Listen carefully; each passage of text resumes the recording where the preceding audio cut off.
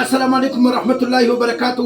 ډیر خلک چې کوم دي دا سوال کوي، پوښتنه کوي، معلومات کوي، وایي زه چې کوم دي زه یو بد عادت لرم، زه د دې څخه څنګه ځان خلاص کړم.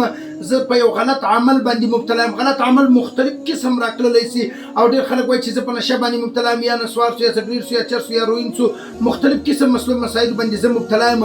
د دې دپاره زه کوم هغه وظیفه چې د هغه وکړم ویې وایم چې زما څه دغه بد عمل چې دی هغه پاتې شي. او ډیر خلک چې کوم دي هغه وایي چې زه داسې مختلف قسم بد اعمال راځي، او ډیر نارینه ورونه وایي چې زه مختلف قسم داسې بد عمل باندې مبتلا یم. د زنانې خوندي هر هغه څوک چې هر قسم بد عمل، د الله د ناراضګۍ عمل، یا د ګناه عمل، یا د نشې عمل، په هر قسم بد عمل باندې چې ته مبتلا یې، د دې دپاره دا وظیفه چې کوم د هغه ووایې، انشاءالله په فضل د الله تعالی په فضل و کرم سره به انشاءالله د دغه مشکل څخه ته خلاص یې، او ستا ځان به د دې څخه خلاص یې.